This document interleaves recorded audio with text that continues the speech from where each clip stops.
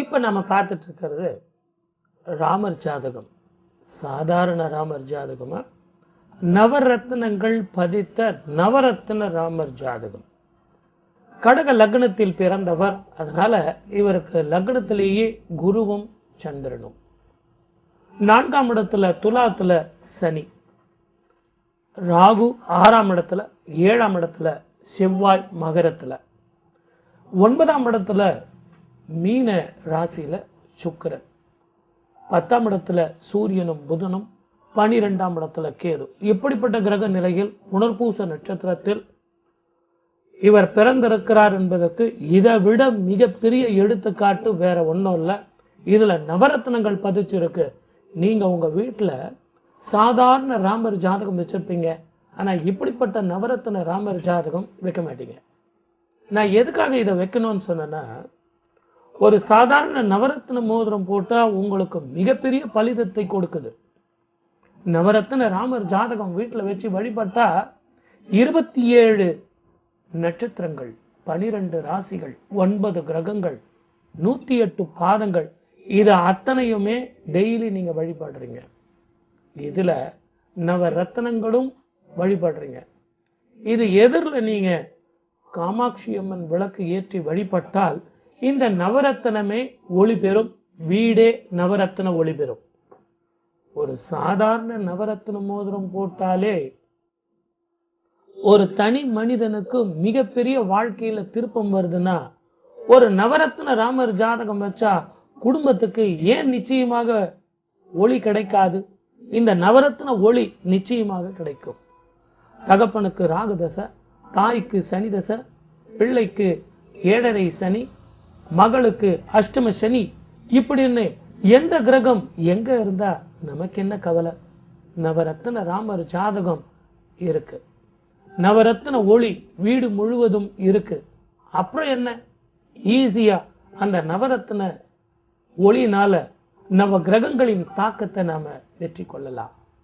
இதுதான் கான்செப்ட். அதை விட இன்னொரு ரகசியம் என்னன்னு கேட்டீங்கன்னா, ஒவ்வொரு கோவில்லையும், குறிப்பா திருப்பதியெல்லாம் பார்த்தீங்கன்னா, சுவாமியினுடைய பதக்கம் பார்த்தீங்கன்னா நீலமாகவும் பச்சையாகவும் சில காலங்களுக்கு ஏற்ற மாதிரி சுவாமி போட்டுக்கிட்டு இருப்பார். சுவாமி எப்பாவது கேட்டாரா எனக்கு இப்படிப்பட்ட நவரத்னங்கள் வேணும் அப்படின்னு? ஆனா பெரியவங்க எதையுமே சாஸ்திரங்கள்ல பார்த்து பார்த்து செஞ்சிருக்காங்க.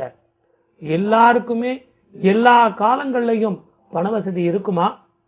வசதிகள் இருந்து எல்லாருனாலையும் நவரத்னங்கள் வாங்கி போட முடியுமா?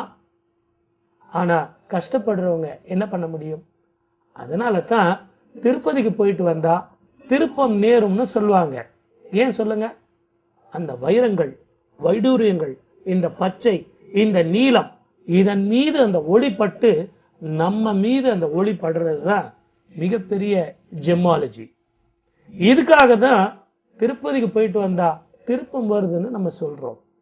அந்த இறைவன் அருட்கருணையின் பார்வையும் அந்த ஜெமாலஜியும் சேர்ந்து வரும்போது பூர்வ ஜென்ம கர்மங்கள் தொலைந்து போகுது. அதே கான்செப்ட் தான் இந்த நவரத்ன ராமர் ஜாதகம். உங்க வீட்டுல வச்சு வழிபடும் போது உங்க ஜாதகத்துல, உங்க மனைவியினுடைய ஜாதகத்துல, உங்க பிள்ளைகளுடைய ஜாதகத்துல எப்படிப்பட்ட பிரச்சனைகள் இருந்தாலும், கிரக தோஷங்கள் இருந்தாலும், வாஸ்து தோஷங்கள் இருந்தாலும், கண் திருஷ்டி இருந்தாலும், பில்லி சூன்யம் ஒமுகல்கள் இருந்தாலும், இது அத்தனையுமே பறந்து போய்விடும். ஏன்னா நவரத்ன ஒளி இது அத்தனையுமே கொன்றுவிடும். இப்ப சொல்லுங்க, இந்த நவரத்ன ராமர் ஜாதகம் உங்க வீட்டுல இருக்க வேண்டாமா? அதுலயும் ஒவ்வொரு ஜாதகர்கள் ஒவ்வொரு விதமான பரிகாரங்களை சொல்றாங்க, ஒவ்வொரு விதமான கிரக தோஷங்களை சொல்றாங்க.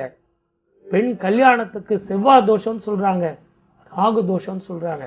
ஒருத்தர் செவ்வாய் தோஷம் இருக்குன்னு சொல்றார், ஒருத்தர் இல்லைன்னு சொல்றார். இதுக்கு ஒரு பட்டிமன்றமே நீங்க வைக்கலாம். செவ்வாதோஷம் இருக்கா இல்லையா? நாம அந்த பிரச்சனைக்கே போக வேண்டாம்.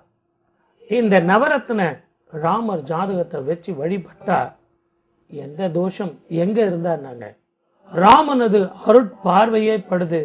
நிச்சயமாக உங்க மகளுக்கு நல்ல வாழ்க்கை வரும். எதிர்காலத்துல நல்ல சந்ததிகள் வரும். நல்ல குழந்தைகளோட நல்ல வாழ்க்கை அமையும்.